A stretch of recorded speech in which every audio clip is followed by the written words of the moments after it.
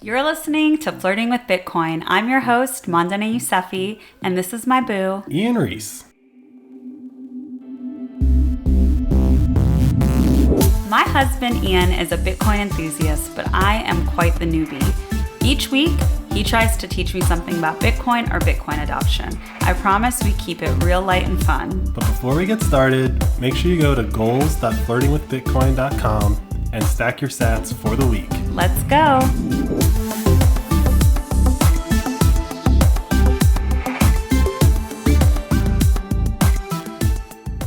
Hey, Ian. Hey, Mandana. Hola. Guten Tag. Buongiorno. Konnichiwa. And Gia Morda. So those are our top 5 unique languages in our metrics. Including English. Including English. Yeah. So what time is it, babe? The current time is 7:59,412, and we are approximately 2 blocks since our last recording. We are doing them back to back. We got a wedding to go to this weekend. Yeah. My amazing cousin is getting married this weekend, and I don't have time for y'all. She comes first. But in the 2 blocks since we've last recorded, the price of Bitcoin has changed. So how many acres can I get on sunny Bitcoin Island for $1? For $1, you can currently get 5,212 acres so for a little $1. A little less. It's kind of cool to see that, like, in just, I don't know, 30 minutes, 45 minutes. This much has changed. The blocks didn't move as fast as they normally do, right? Like something's slowing it down right now. Slowing it down is a relative term. The goal of the Bitcoin network is to ensure that on average, 1 block is produced every 10 minutes. On average. So a lot of transactions are happening right now. I don't know, but the point is that it's an average over 2,160 blocks. Fair enough. Within the last 7 days, it took an hour between blocks one time. Okay. So it's an average, and if that average goes up or down, then the difficulty adjustment kicks in to ensure they come faster or slower in the next 2,160 blocks. All right. Checks out. He got real defensive there. His body language changed. He's like, ugh, I'll explain it. It's a good observation, and I want to explain what you're seeing. So over the course of 2 blocks, it could be longer than 10 minutes. That is to be expected. Yeah, so it's a mental shift that obviously I'm still making, but I really am curious if for our listeners, this is impacting at all how you think of time. Because this right now, us recording 2 episodes back to back, we're going to release them obviously a couple days apart, but it just being within 2 blocks, that's the most significant or specific maybe measure of time on this pod that we've done before that I can really feel it.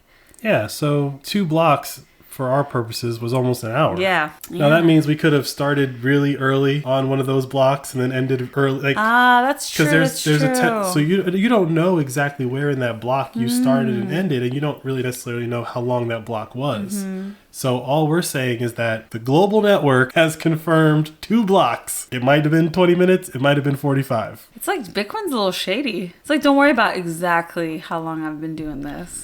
Well, I mean, that's one way to look at it. There's actually an interesting story that's not on the list, but I'll get to it in a second. But before we do, I want to get to some housekeeping stuff, and then I can answer that shady question, because there is an article that happened within the past week about that. All right, babe, take it away. Yeah, so just wanted to let everyone know we've officially migrated the podcast to Substack. One of the cool things about this now is that you can actually comment on the episodes if you're not listening on Fountain. Substack is your normal, engagement platform. But one of the cool things that it does, which I didn't even realize until we started seeing episodes downloaded through Substack, is that Substack actually tells you what the most popular episodes are.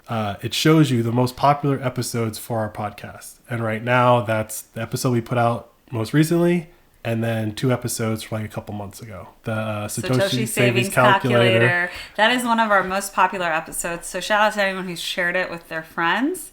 It seems like a lot of people are using the calculator, babe.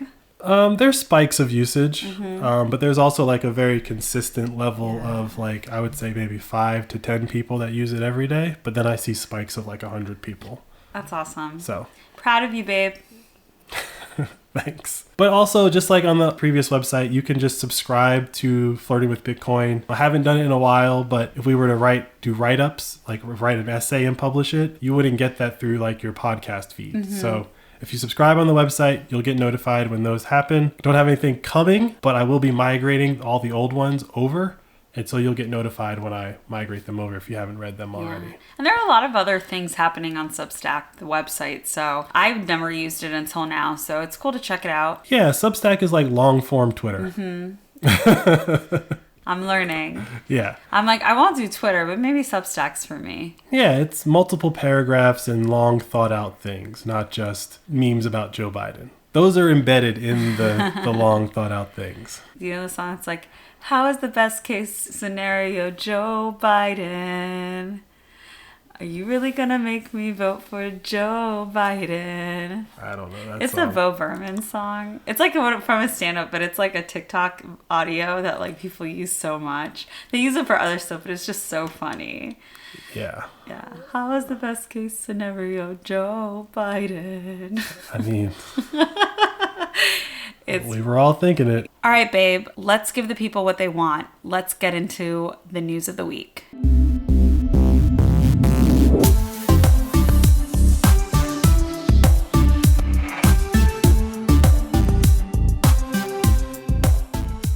All right, I think you have a short list for me this week, but I called Bitcoin shady and you said that there's a story you wanted to tell me. So can you share that one first? Bitcoin, at the end of the day, is a giant open source project. And so there are tons of smart people all over the world working on how to make it better. And I've used the analogy of Linux and how Linux is an operating system that's open source and people have been making it better for the past decade or 2 or 3 or 4 or how many decades it's been now. So Bitcoin has a very similar process where just anyone can contribute. So very recently, someone looks like they're finalizing some improvements to the Bitcoin network that will dramatically speed up the synchronization of the network. So right now, the Bitcoin protocol says, well, we keep the transactions low because we want to keep the payload sizes low as we're synchronizing this data all around the world, but it's still pretty heavy for people that don't have like solid internet connections. Like it's still a pretty heavy payload. Okay. So what this project or BIP, Bitcoin Improvement Proposal, I think the name is ERLAY, E-R-L-A-Y, and they're looking at, I forget the metrics, but it's going to be a dramatic improvement to the speed of the network synchronization. And so part of the reason why it takes so long, part of that is someone has to find the block, right? So they have to mine until they find the correct, it's called a nonce, but all these computers are trying to find the correct nonce. That can take up to 30 minutes, and then on average you want it to be every 10. But once they find it, it still has to like replicate around the world, like this is the correct next block. And so from the time someone mines the block to the block landing on our computer, it's not necessarily instantaneous. And so this upgrade to the network will make it so that that block comes in a lot faster, which means all the computers can confirm that block a lot faster. But because this is an open source project, people have to be in agreement to adopt this. Yes, and so this is going to follow the same pattern as Taproot, where everyone signals that they're okay with the change to happen. Mm-hmm. When it crosses over a certain number of nodes saying they're okay with it to happen, then it goes live, and then your node just might be out of date, right? So it's going to follow that whole process, but it looks like it might be happening in the next couple of months. That's cool. I haven't dug deep into like the details of the project, but from the people that are talking about this, it seems like a pretty big deal because these are the things that these particular people really care about. And we have a validator. Do we have to opt into this? So the way that that'll work for us is that right now our validator, which is actually an Ethereum term, our node. Ooh. Our node. You taught the term validator to me. It's validating the block, but it's a node. Oh, okay. Right? We could call it a validator. It's fine. It doesn't matter what you call it. It's the thing that validates the thing, right? We are running a piece of software called Umbrel, and Umbrel manages all of that for us. So what'll happen is that there will be an update to Umbrel, and if we update our box to the latest version of Umbrel, that'll give us the latest Bitcoin client. So first, Umbrel has to decide that they're going to push this update out to all of their boxes, right? They're going to, in theory, hopefully, do some testing and make sure it doesn't break anything on their system. And then when they push it out, we still have to agree to the update. Ah, okay. This is where, people would advocate against the centralization of using things like Umbrel because Umbrel's now made that decision for you. Yeah. And if you choose not to update, you might get forced to update because, this doesn't work unless you update, right? So you can run an even more stripped down version of a Bitcoin node that doesn't have any of the bells and whistles of Umbrel. I just went with Umbrel because it does a lot of other stuff automatically for you. That just makes it a much easier user experience. Yeah, it's like if you want to be hardcore into Bitcoin and know everything that's going on, you can do that, or you can just kind of let a company make those decisions for you, which I think is more realistic when it comes to long-term Bitcoin adoption. But it does kind of counter the whole decentralized aspect of Bitcoin. Well, again, it's decentralized in the sense that I don't have to use Umbrel to interact with the Bitcoin network. Yeah. I have an infinite number of choices, including what we talked about last time, like the raw client itself. Like I could just run that on a computer as like a program in and of itself. But by using Umbrel, I'm just saying like I want to be able to try out a lot of stuff in the Bitcoin universe without having to like configure a computer and run shell scripts all the time. Like it just comes more packaged as like an operating system. But at the same time, it's like people at Umbrel, they've kind of shown themselves to be Bitcoiners. So you can have some level of trust. But if they were to do something shady, we just delete an Umbrel. Like Peace out. We're not relying on them. It's not like with Twitter, where when Twitter does something you don't like, you can't just leave Twitter. Or can you? Which gets into our next story. All right, let's go.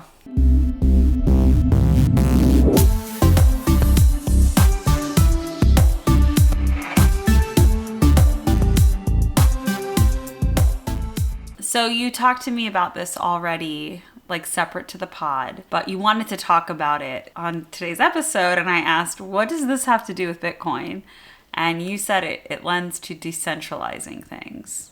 Yes. So Jack Dorsey did something, and I'm going to let you explain it. I mean, I don't know how much code Jack Dorsey actually wrote. Paid for whoever. Sure. He paid whoever did it. Yeah. I'm sure. I'm pretty certain he paid them. A little bit of backstory if people haven't been following. Jack Dorsey was the CEO of Twitter since day one, created the company. Within the last year or so, he left, some people believe unceremoniously. And on his way out, he made a couple of statements. And one of them he said was that Twitter should be a public good. Yeah, it should be an open source project, and there shouldn't be like a corporation or a board overseeing what Twitter does. Yeah, something to that effect. But he hinted at the idea of creating an open protocol for like 1 million Twitters to exist and all interact with one another, very similar to how, there's a bunch of different web pages, but we don't use different protocols to talk to one web page versus another. We just use HTTP. Like that's what all browsers use. That's how you talk to the internet. So then he went away and kind of,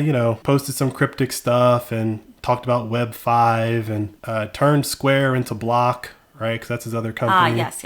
And then, Elon is trying to buy Twitter. And during that whole process, some of their text communications came out into the public. And like, you can see Jack Dorsey pitching this same idea to Elon, like it should be an open protocol and da-da-da-da. Well, yesterday, Jack Dorsey announced the protocol, literally the symbol protocol. And the reason why I think this is so funny, first we'll talk about why it's funny, but we'll also talk about why it's Bitcoin. Why this is funny is because, when Jack Dorsey left Twitter as the CEO, I'm certain he had to sign some paperwork that said, you can't go start another social media company. Like you can't take your name as Jack Dorsey and go create a competing Twitter. Twatter. Yeah, like 2 days later, right? So he's like, all right, cool, deal. I won't do that. And instead, what he has done is he has unleashed 1 million other Twitter clones now. Because with this protocol, you don't need to get to the scale that Twitter is to be successful.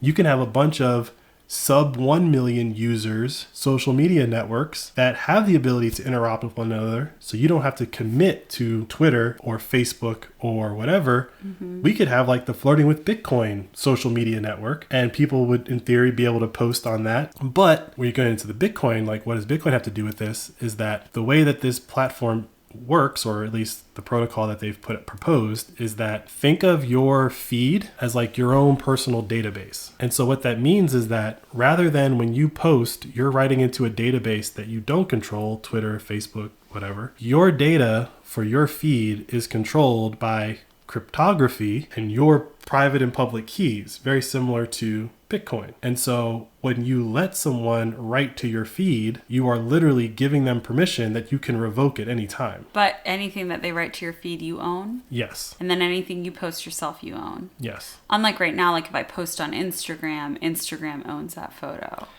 That's part of it. Yes, Instagram owns that photo. But so this is also kind of an attack on all social media, not just Twitter. It is. That's why it's the @protocol.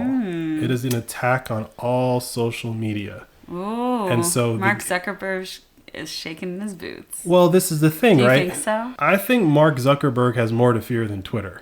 Twitter already has some serious problems that if you're still on Twitter, you've just accepted those problems. Yeah, you're one of them. I mean, that's where the Bitcoiners are. It is, yeah. That's the space where you guys can share ideas and are congregating right now. But I guarantee you that within 2 years, no Bitcoiners will be on Twitter. So what are Bitcoiners saying about this?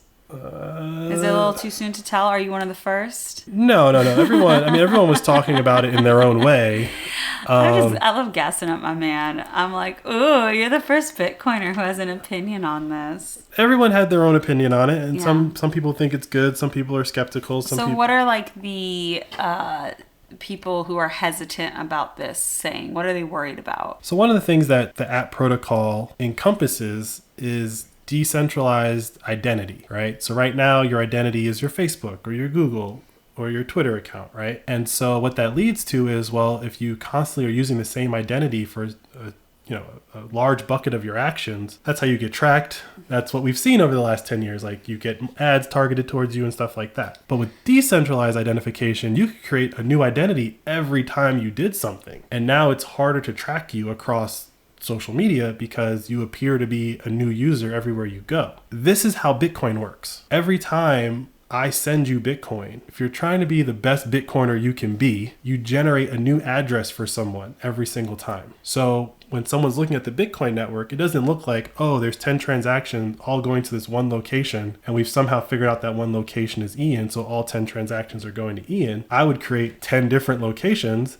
that all appear to have gotten one transaction, and it's like, maybe that's Ian, but I've only attached Ian to one of those, not all 10, right? So he's bringing a lot of these Bitcoin concepts to social media. And what that means, which I think this is very early to say, I'm sure just like with Bitcoin, we won't know until it plays out. But just as we kind of laugh at governments when they try to shut down Bitcoin, I think that's what's about to happen to social media. They're decentralized, people are running it on their own, and it's an open protocol, so you can't shut it down. Yeah. You can just filter it out. Not even that. Like personally, I can just choose not to see it. Yes, but the point that I'm getting at is imagine a world where this protocol is in place and there's not many, let's just say there's like 5 Twitter clones, right? Alongside Facebook, Twitter, what did Kanye buy? Parler, okay, and whatever, and Rumble and all that stuff, right? Well, those are all like companies. And so we saw during the elections, we saw during COVID that companies were deciding what was honest information, what was not. They were putting warnings on stuff. That was being controlled by their platform, basically created a bunch of decisiveness amongst their users. Because one user is saying, no, this is the truth. Another one's saying, I don't know. They wouldn't put a warning on it. With this protocol, that's impossible to do. So if you're a person that feels like you don't like how that was going down, you're probably going to leave every platform that has ever done that. Yeah, I would take it on like another angle. For me, I feel like the algorithm pushes a lot of stuff on me that I don't want. And it's exhausting. And I work really hard to clean my algorithms on my social media. Like, I am done with the Kardashians. I'm a woman. I mean, I've been done with the Kardashians, but I'm a woman. You heard it here first, ladies and gentlemen. In her 30s. And every social media company app that I use pushes I've blocked them all, but they somehow still seep into my shit because I know that somehow they're paying to get seeped into my shit. And so I think there's also going to be a benefit for like, if you don't want to see certain things on your social media, you just don't want to consume that content, whatever it is. I'll do you one better. Yeah. So the protocol has the concept of bring your own algorithm. Yeah, you were talking about that earlier. So you could block stuff, sure. I don't really know what bring your own algorithm means, but it does sound like you will give access to algorithm writers. Like, don't tell me who Taylor Swift is dating. I don't give a damn. Sure. I don't care.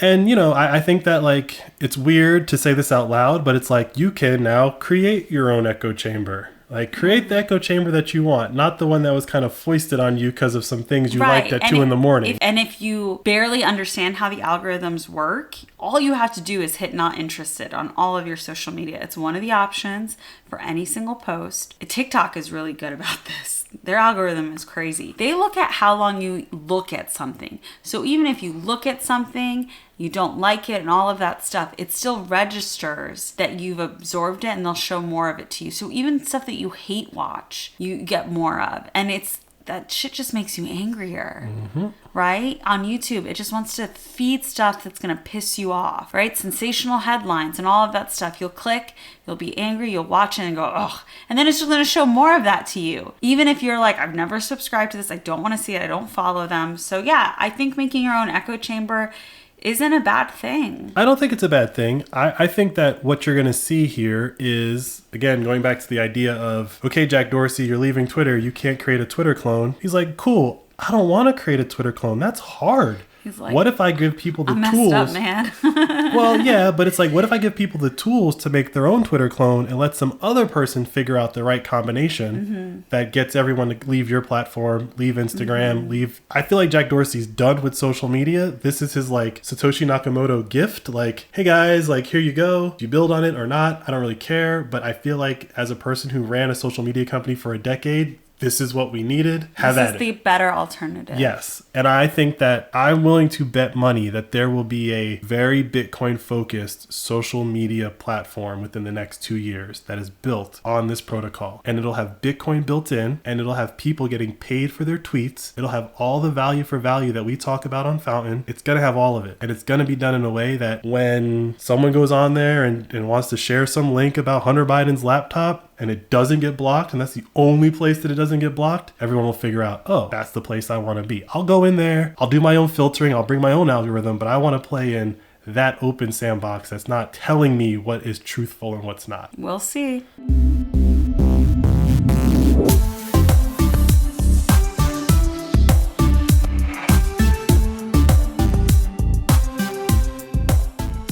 What else is going on, babe? Got to talk about Texas. Howdy. There's always something going on with Bitcoin in Texas. There's a lot of Bitcoin home miners, but there's also what we talked about recently, like these large corporations. Some of them are even traded publicly on the stock market. One of those companies is called Riot. Riot has been building out their own data centers. They just signed a deal with Texas to build a 1 gigawatt mining facility. And when you say they signed a deal with Texas, like their Department of Energy. So in order to build any facility that's going to need a gigawatt of energy, that's not just plugging into a wall outlet, right? Yeah, it's not like calling up the electric company and saying, hey, I have a new house. Yeah, so I need electricity. So there's a lot you negotiate rates and all that fun stuff. There's a lot that goes into that, right? And so when I say they signed a deal, they signed the deal with ERCOT, which is the Texas power grid. They didn't say all the details in the news article, but I'm assuming that in those details is what we've talked about on previous episodes, which is we'll give you a better rate if you turned off your miners when we need the energy back. So you don't know for a fact that that's the deal they made, but that's your assumption? I am willing to bet that Riot... One whole Bitcoin? No, I'm just kidding. That's a lot of money. I know it is. And betting with me, either way, we still keep it. 100 Satoshis. Gentleman's bet. 100 Satoshis. Gentlewoman's bet. Gentle person's bet. The reason why I'm willing to bet that this is part of their deal structure is Texas has basically admitted as such that they need this functionality. They need someone to carry baseload so that they can keep these things running. So when they need extra energy, they don't have to spin something up, they turn something off. And it's not going to be detrimental to the standard of living to the state. Like they're just going to turn off a mining building and give that electricity to people who are having outages in their homes. Yeah, I mean, there's that, but it's also going back to the economics of Bitcoin mining. Like I saw something the other day that was basically if you want to break even, you need to be mining at like sub 5 cents per kilowatt hour. So for Riot, if they can strike a deal with ERCOT that says we want energy at, 1 cent below, or not even 4 cents, right? If we need it at 4 cents a kilowatt, then it makes complete sense for them to turn off when it's not profitable. More, yeah. So like it's a win-win for everyone. It is, yeah. It's a no-brainer. And so it's not we talked about this before on the pod, like it's not a battery. Like these Bitcoin miners aren't holding energy like a Tesla battery in a car, for example. But it is roughly the equivalent because when you turn it off, like energy power generation is a 1-to-1. So while it's being produced, it's got to go somewhere. It's flowing through all these wires. It's got to go somewhere. When you shut down, it doesn't disappear. It's just released from that usage. What they saw in Texas was when certain other energy poweration powered off, there was just too much time to spin up the backup systems. Whereas with this is like literally a switch. It's like a light switch. It is a battery in a sense. It is a battery, except it's so weird. It's like, it is a battery. It's a battery that's like using all the energy in itself all the time. And that's why it has charge. Yeah. Do you know if they've made any attempt to explain this to the people of Texas in that way? Who? Riot or ERCOT? Both. Either. This is actually an interesting question. I don't think that this is something that people actually need to know or understand because they don't understand the fundamental things. Like they don't understand why someone would want to run these Bitcoin miners in the first place, let alone how it's going to support the energy grid. Because it's all being narrated as it's a waste of energy. And then you're going to give them a deal to waste energy? Exactly. So they need John Oliver to explain it. But does John Oliver even understand Bitcoin? So one of my friends, drove through town recently, and I took him down a really quick rabbit hole on like all the stuff that I've been doing. I think he was very suspect in the beginning, but when I got him all the way to the end of the rabbit hole, he made the connection to Bitcoin. He made the connection of, if you can generate energy in this way, that fundamentally changes the actual purpose of Bitcoin.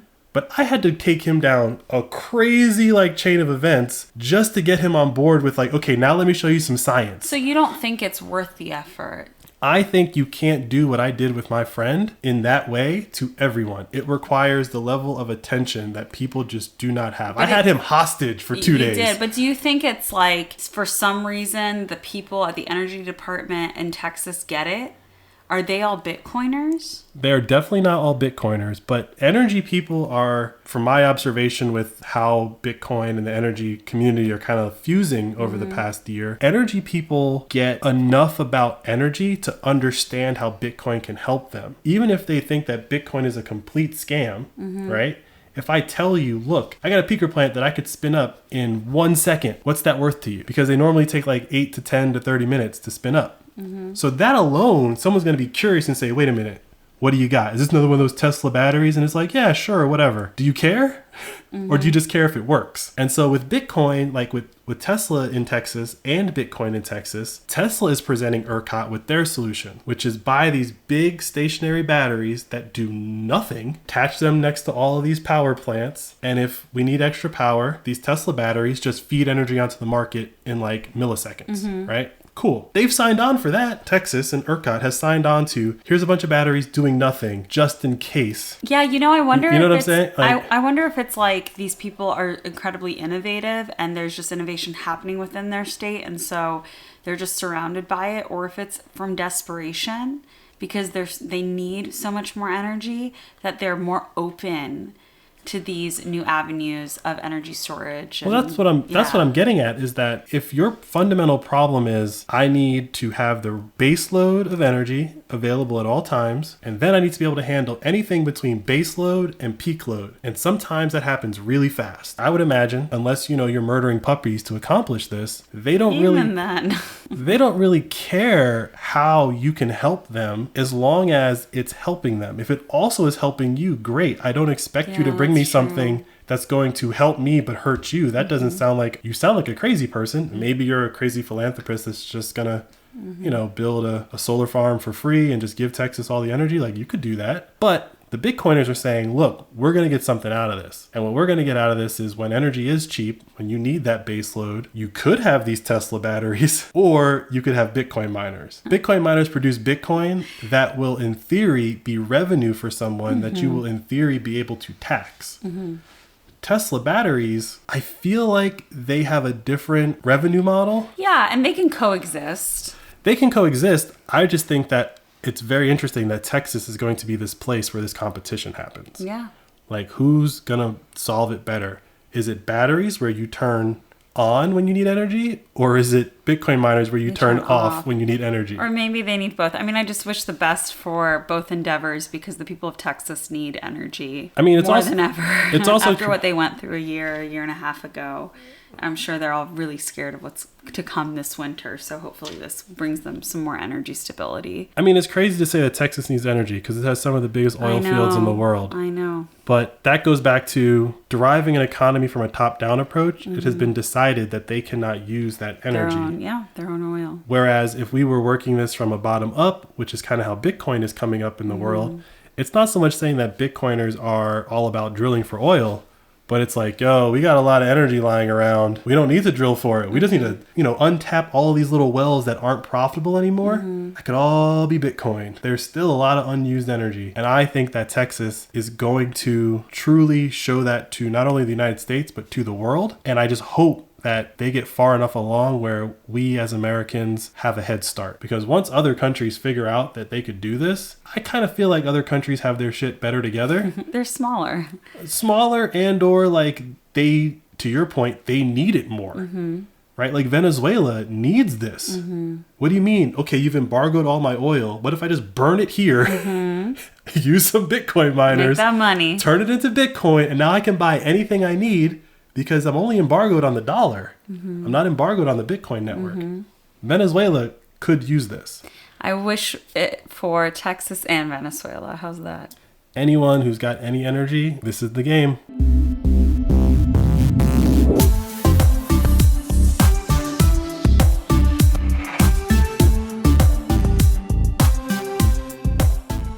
All right, last but not least, I think so far it's been good news, but I think we're ending on a bad note. Yeah, I mean, this isn't good. It's not terrible. I'm sure at the end of the day, things will be fine. But as we've talked about on the podcast, the dollar is tied to oil. It's not tied to gold. That's why we call it the petrodollar. And Saudi Arabia has been the main facilitator of this petrodollar system.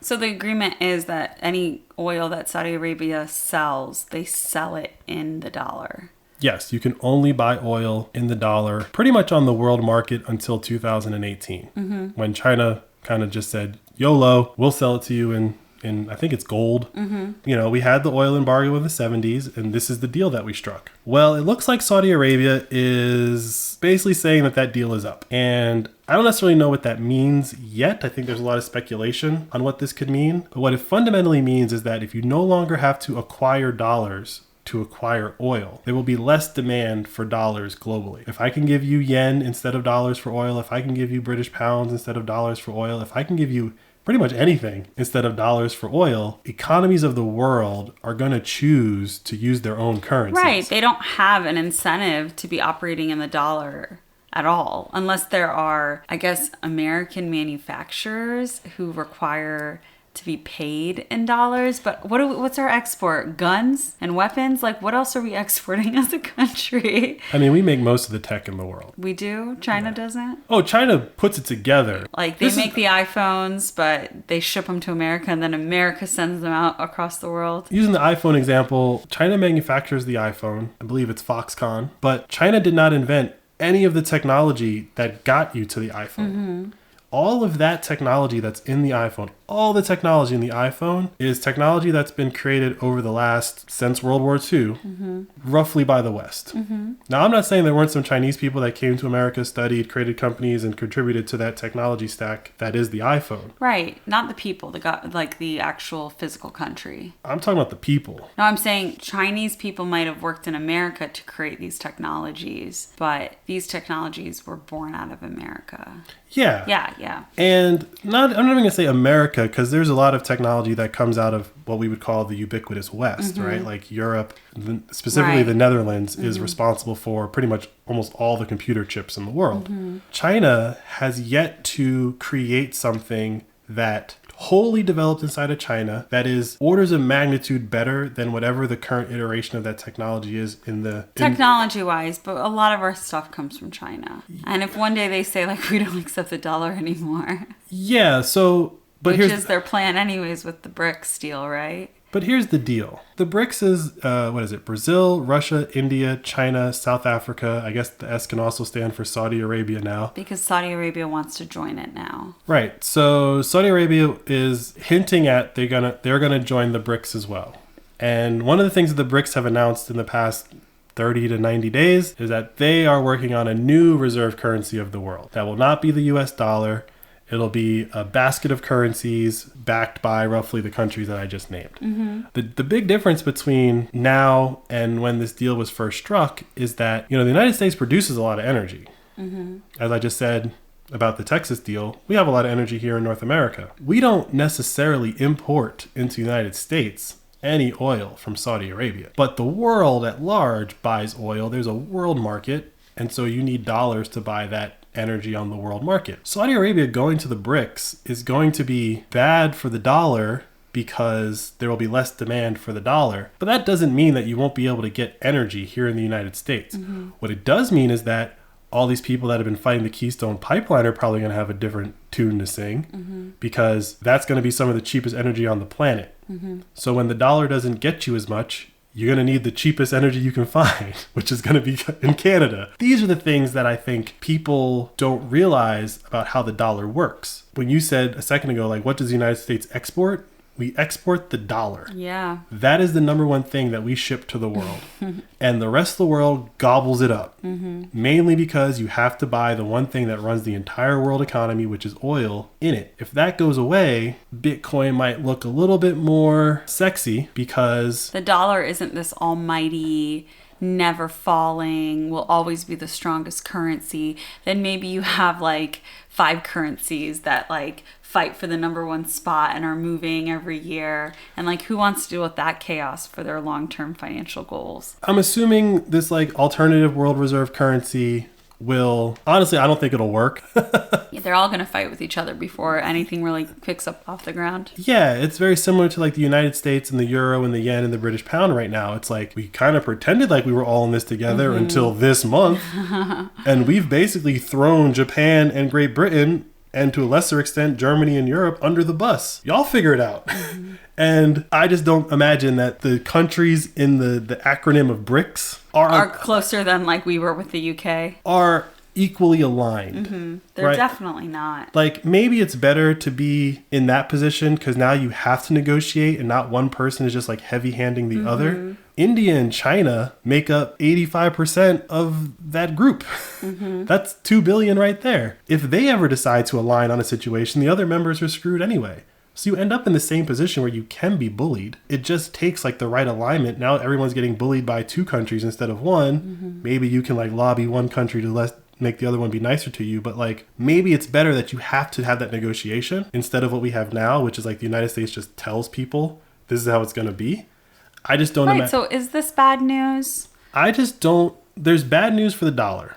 It's definitely bad news for the dollar. Bad news for the dollar, which in a weird way means it's good news for Bitcoin. It's good news for Bitcoin, but I think it's also like leading to the stabilization or the long-term stabilization of like the management of the United States. Because if you are just operating on like, this is the dollar, we're always going to be the top dog, we can print as much of it as we want, doesn't matter. But like, if we're entering this new reality where, look, you print all this money, there are consequences, we're feeling them in real time. And at the same time, we don't have that same security in being the number one currency in the world. Like, maybe we will be more conservative with our spending. Yeah, I highly doubt that. I'm so hopeful. I'm like, do they learn from the consequences of their actions? Nah. I mean, I think they've learned that they're trapped. They are, yeah. They've created this system where they've told everyone that we can borrow and print our way out of it. And right now, if you borrow and print, you're going to make things worse. And if you don't borrow and print, you're going to make things worse. And so they're stuck. I don't think there is a plan. I think they're just waiting to see what happens, just like everyone else. Mm-hmm. And the deeper into Bitcoin I go, the more obvious it becomes because I have access to the same internet as everyone else. I can get the same information as anyone else. And I actually have been acquiring information that tells me what the fundamental problem is, what the fundamental solution is, and who's the culprit. All right, guys, you hear that? Dollar's going down. So get on the Satoshi savings calculator and figure out how much Bitcoin you can buy. I don't know what's going to happen, but I know that that'll help you out.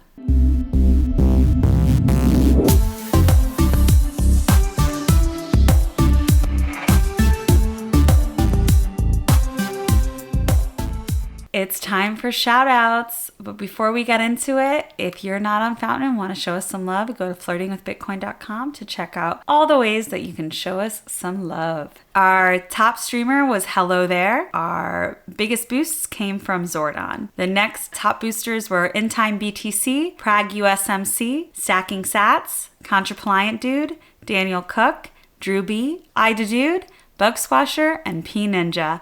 Thanks for listening. We will catch you next week.